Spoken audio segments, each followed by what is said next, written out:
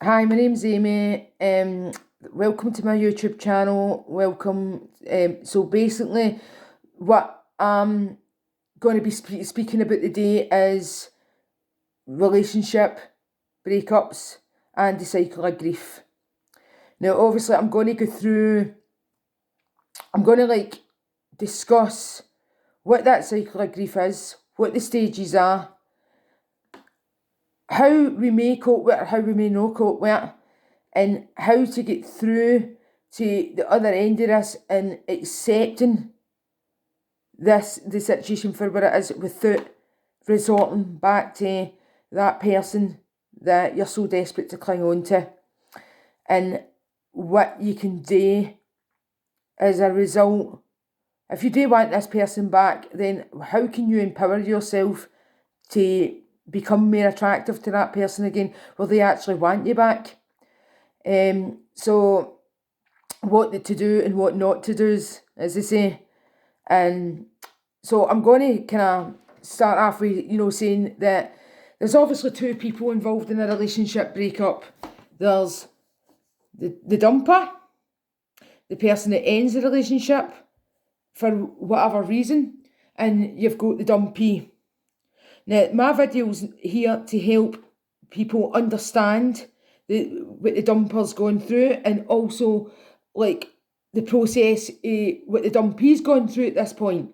And it's mere aimed to help the dumpee learn to move on and help themselves, and know to repeat a cycle of patterns that just doesn't get them anywhere, and it just leads them to pain and hurt and just never ending misery, which and it's this pain, this cycle of pain and hurt and never ending misery is a very easy cycle to do. So, but however, I'm going to go through the stages of grief and loss, relationship breakup. The first stage is denial. Now, obviously, for whatever reason or whatever's happened between you and this individual, and they've had to put this relationship to an end. The first emotional and psychological response is denial, and basically, denial is just the refusal to accept the reality of what's actually just happened here. And a lot of the kind of famous words that people will say is, I'm not having this, you're not going to tell me that, the relationship, it wasn't that bad, I'm sure he or she will change their mind, and really what it is they're refusing to give up that person, and that was familiar to them, and they're just not having it, not a prayer, no having it. And what happens is this denial, it's like you don't even know you're lying. You think you're in this kind of fantasy that nothing's that bad, and it can be repairable. It's repairable, and you minimise it, and it's no that big a deal. And I'm sure we can work through this. And what this is breeding into, it creates a fear and an uncertainty, right? And a vulnerability, an emotional vulnerability within the person, because obviously this, the dumper is, they've made their decision and they're not changing their mind, and the human emotional reaction to this is to fight back and latch on to this stage of loss, whatever reasons they come up with in their head, that it wasn't that bad, or it could be repaired, that kind of starts to lose its grip, because you're recognising the powerlessness of the situation with this person, and this loss. And basically what this triggers is anger, right? So this person isn't want to work it out, they don't want it, they don't want to turn the other cheek, they don't want to repair this. So what happens is anger, the second stage, gets released, right? Because and what anger is just a reflection. It's a reflection of hurt. But what anger does is it puts puts us in a place of power, and we don't want to be hurt. We don't want to be down there. So we'll go into anger, because at that stage we're at that fight mode. You, who the hell do you think you are? You this, you that, and we're going to bring the person down, and we're going to make them feel crap about themselves. And the reason why that is because if we keep them, if we're up there and we put them down there, it takes us from down there, and it puts us up there where that person was. So you're trying to rise above this person, and and you're trying to push them down to get your way. How dare you, and who do you think you are? And you just get angry, and you shout and you bawl, and really what it is you're hanging on to that. I don't want to lose. You're hanging on to that. I don't want to lose this person. I don't. I'm really hurt right now, and and anger can be quite powerful. I'm really, really hurt, and instead of this, I'm going to say that, and I'm going to rah, rah, rah, and you crack up and you go crazy, you know what I mean? Or you shout at the person, you bring them down, and that's a means to control them and keep them where they are. But really what it does is it just causes more upset, and it just confirms to the person more that they don't really want to be with you, you know what I mean? And it causes more division. But the thing is with the anger is it's a total natural reaction to what you're going through. And you know, anger can be used constructively or destructively. You know, the destructive people will go into shouting matches, bawling, they'll become irritable with everybody around them, snappy, they don't want to be around people, and they just become a bit of a nightmare. And they just don't really know that the reason why they're becoming a nightmare, because they're in a lot of pain underneath, and they just don't know how to deal with it. And this kind of puts them in a place of power. You know, used constructively, anger can be used as a tool. Like, you can punch your pillars, you can go to the gym, you can maybe do a bit of boxing, you know, where it's no hurting anybody in particular, it's just helping you, get relief for the end of this relationship, the end of this. And so what happens is you'll go through that anger stages, however long it takes, like it's like the denial and the anger stage, it can take however long, and you can also jump back into the denial stage because you don't want to feel the anger. So you'll go, they'll change their mind, they'll be back. That kind of makes you feel a bit better, but then you realise they're not coming back, and you go back to anger. So what happens when the next stage after anger is bargaining. And bargaining is the stage where the anger starts to die down, the situation's no changed, and you're recognising the feelings of hurt. Is the denial and the anger stage, you're not recognising, you are hurt, but you're not really acknowledging the pain that's going on underneath. And this is where stage 3 comes in, and it's the bargaining stage.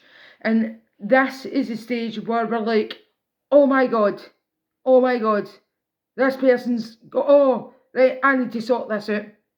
And this is like the clingy, I'm clinging on to this person stage, and I'm going to claw back what I've just lost, and I'm going to do whatever it takes, you know. And it can come across as quite desperate, it can come across as quite, I need to change this, I need to do something, because I don't want to hold on to this loneliness, this sadness, this despair of losing this person.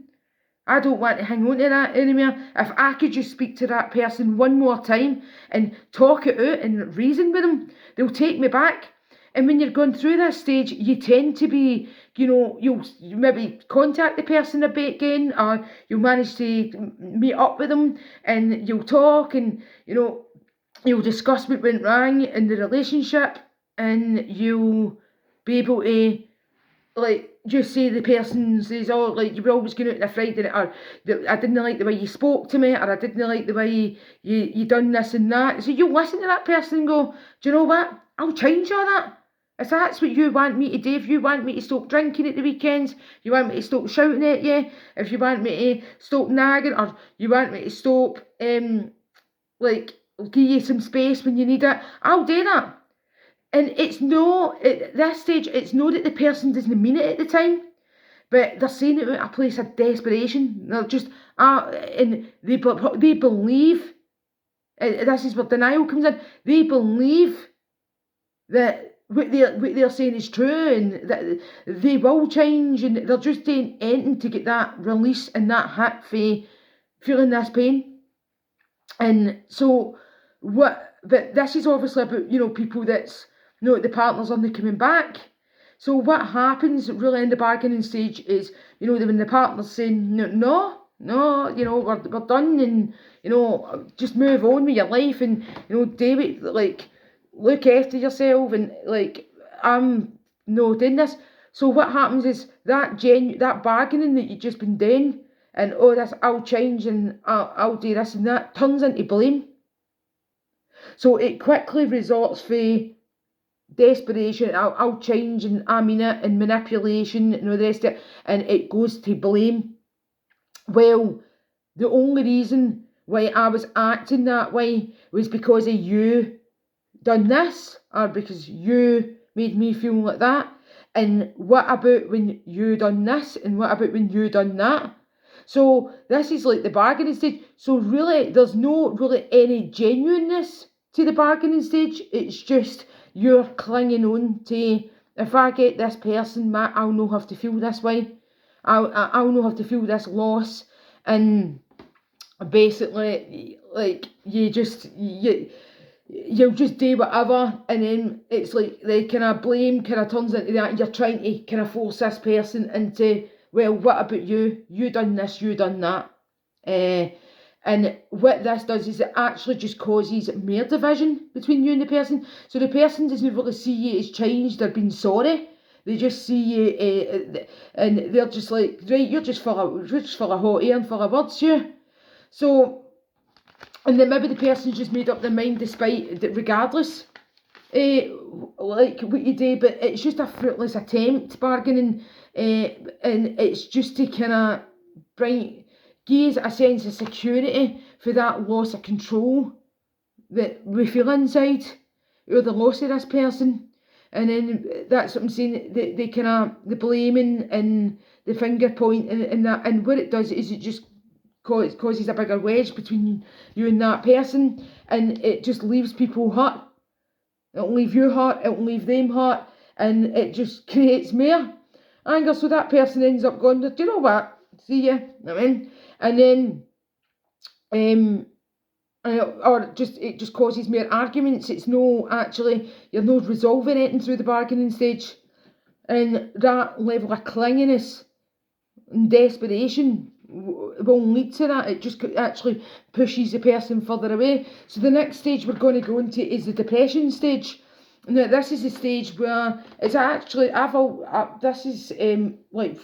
like this stage. I don't like this stage personally, but what I'm saying is this is the stage where the healing begins, whether people want to believe it or not. So certainly in my experience, in the depression stage is you're starting to like recognise that nothing can really stop this. That nothing can really stop this from happening. It's a done deal, and this will affect, like, it affects how you eat. You don't eat, you don't sleep, you've just got a really, really heavy spirit, you've just got so much sorrow, but you're no kind of chasing the person anymore. With the depression, you're just kind of stuck, and it's came to an end. you've kind of you're getting round to the fact of recognising it's the end of the relationship, but you're no going to go running it and chasing after it. And you just feel like you've no motivation.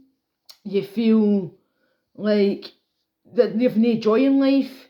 You don't want to be around people when you're around people, or you're around supports, or some things, the same music doesn't sound the same anymore. You don't get any joy for your hobbies anymore. You don't get any joy for anything. You're just stuck in this horrible, horrible place. But the thing is with the depression is, you know what I mean?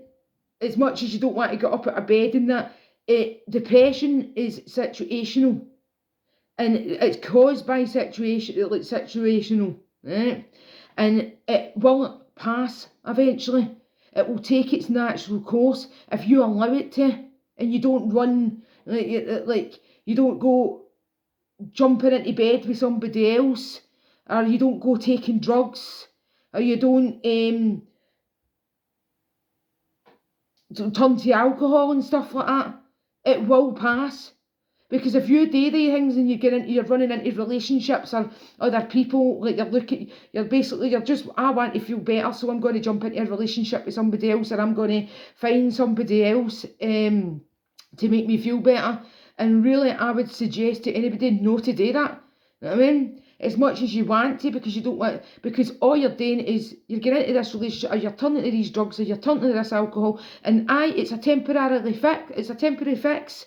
But it doesn't take away, you sober up or you're with this person, you've still got that other person in your head. And next thing you know, you've brought somebody else into your problems, and you aren't really that genuine and sincere about this person. And it causes you to end up hurting them. And and then like with the alcohol and the drugs, they wear off. And all this is basically doing is delaying your growth. It's just delaying it's delaying the process. It's just putting you back. Then when you sober up or you're with this other person, that denial, anger, bargaining, like all that will come back. Because and then you'll start comparing that new relationship to this other person, and you'll put them on a pedestal, and you'll kind of pick at things ahead and go, right, no, this person's no for me. And really, nobody will be good enough for you when you're going through that stage. Nobody. Doesn't matter how many women you sleep with, how many men you dive into relationships with, it'll work for so long, and it'll just be, where it'll do is you'll just carry your pain into that situation, and the same cycles of behaviour will start again. And it'll either end in the person might end it with you, or you ending it with the person because you didn't get into it for any genuine reasons. So,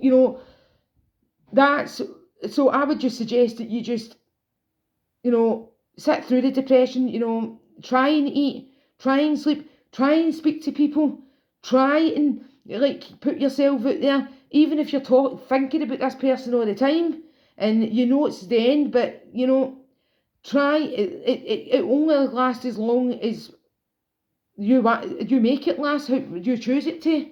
So you can get up and get on with things, and as hard as what it is, the feelings of heaviness is going to be there, but through time, you'll kind of you'll start to enjoy things again and that, but you're not going to enjoy it while you're sitting in that heaviness all the time, and you think it's the end of the world, and this person doesn't love me anymore. So, I suggest, through that, obviously let yourself go through the motions, but whatever you do, just don't pick up drugs, drink, and a man or a woman in that case, because it's delaying the process, and and it's delaying the final part of the process, which is acceptance. And acceptance is a stage where you start to finally accept the loss of this person. Now, acceptance isn't necessarily you're out the person or you don't have feelings for them, but acceptance is mere you recognise that this person you did actually care about, and they meant something to you, and they were important to you. But however, they don't have that hold over you emotionally. anymore. But that doesn't mean that you stop loving the person, or you didn't wish you could have given it a different go. But however, the feelings of attachment and desperation and anger and clinginess, that's gone. And you become more content within yourself with this acceptance. And that person, as I says, there's no anger, there's no resentment towards them, and through the acceptance stage as well, you start to kind of realise your part in it. Because through the other 4 stages, the denial, the anger, the bargaining, the depression, I'd say in the depression part, you're starting to see your part in it, but you've not really fully accepted it. As the acceptance stage is, I've accepted my part in this. I've accepted the relationship. You've got a clearer view of this relationship, and not just 2D for your point of view and the victim point of view. You've got a clearer view of it, and where you went wrong, what your insecurities were, where you messed up, where that person could have messed up, but you're not thinking about what that person's done to you anymore and how that person's hurt you. And it can be a bit of a lesson to be learned. It can be a bit of a lesson. Does that, and as I say, you could go through, when you get to that acceptance, it doesn't mean you're fully accepted it. You've just came to realise that the relationship was maybe no good, and it was maybe a bit toxic, and it was a bit chaotic, or there was maybe factors in it that was maybe blocking the two of you from being together, or you came to realise that maybe that person didn't love you the way the way you loved them, or this person wasn't right for you. You could have been in an abusive relationship. This person wasn't right for you, or you weren't right for them. So you get a more clearer picture with the acceptance stage, and you're all right with it. You're all right with not having this person. You don't rely on that person for your own happiness. You know what I mean? You don't rely on that anymore. You're not emotionally invested into this person needs to make me happy. You've got to the point of being happy within yourself, but you can only achieve this if you stay away from drink and drugs and other relationships, because all it's doing is prolonging the process of grief, and you're never going to get to that level of self-respect and self-esteem and good self-worth through it all, because good self-worth as a result of all that doesn't come easy. It comes from allowing yourself to feel these emotions, allowing yourself to go through these battles in your head, allowing yourself to feel this. And that's what I'm saying, if you don't allow yourself to go through this process, what'll happen, if you get to a certain stage and you just jump back to that person, what'll happen is that person will not respect you anymore. That person will be kind of, remember, they've left this relationship, probably not wanting to leave the relationship, but they've left the relationship kind of glad that the relationship's over for whatever reason, and they've left this relationship, hurt or angry, and they're kind of glad of it. So do you think that chasing after them is going to give them space to actually look at that relationship, look at, to miss you? I would suggest that you create some space between you and that person, as hard as what it is. If you have to delete them off everything, if you need, that's the thing, it's the whole letting go completely process. And that's no the easy, that's the most hardest part. If I went through, relationship breakups, and one of my most recent, I was a dumpee, I was the one that got dumped, and I felt all of that, and I phoned that person, but then also, after I phoned that person once, and, they didn't want it, I just says, do you know what, that's fine, see ya, your loss, and that's the kind of attitude you need to have, your loss, right? And what I done is I completely blocked him out of my life, because he's surprised, not me, he's not lost it, and I've lost it, so I basically just went block, and I wasn't hurt. I was really, really hurt and upset about it. But I didn't want that person to see how hurt I was, because what that does to that person is it boosts their ego. Oh, like, she's pure bothered. Oh, right, this, that, and the other.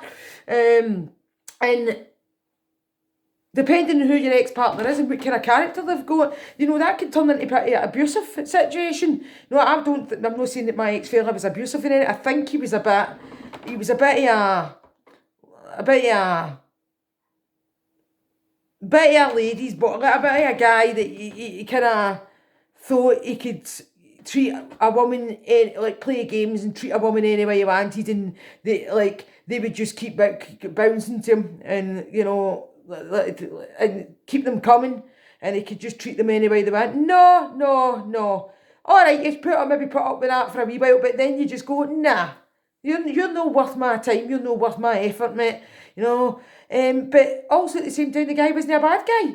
I mean, I don't know whether he wasn't ready for commitment. I don't know whether he just maybe wasn't that into me, or he felt pressure from outside other sources, and he just didn't know what to do. I don't know. But I went through that sadness, grief, anger, blame with this guy, but I went through it on my own. I didn't put that towards him. I didn't put any of that towards him. I just, we had our last final conversation. I did say something to piss him off, and he went, screw you. And that's what I'm saying. When the relationship ends, that person usually leaves that most of the time leaves that relationship feeling angry. Right? So, as I says, if you don't allow that space for that person to think about what they've done, or to create, you need to create a space for the person to be able to know what they're missing. They're not going to know what they're missing if you're running into their faces all the time and, oh, please, please, please, and I beg you, and I'll try, and all that. No! Have a bit more respect. Have a bit more respect for yourselves. If that person loves you, then that person will come back. If that person doesn't, if that person didn't love you, then they're not even going to think twice about you. It doesn't matter how much you cling on to that person and how much you want desperate for that person to love you. They don't want you back, and sometimes that's a hard pill to swallow. But a majority of the times, this person did care about you. It just got a bit messed up along the way. A majority of the times, but how did and the only way that person's that cared about you is going to be able to go through this loss, or go through realise what they've lost, is if you stay out their lives and get off their backs for a while, and just focus on you and let them focus on them, because through time they'll go, how have they no phoned? How have they no text? And next thing you know, they're kind of they start wondering about you.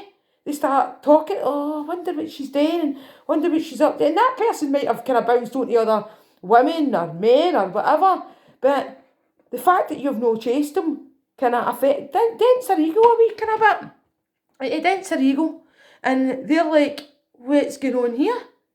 I mean, if this person loved you or cared about you, I mean, there's other people that might have known they don't care. I mean, but at least you'll come through this process and know that you either deserved better, or it's like a magnet, it attracts the other person back. You know what I mean? But that doesn't mean, if this person, if they come back after a few weeks or a couple of months, that you just jump straight back in there. Oh no, you're the prize.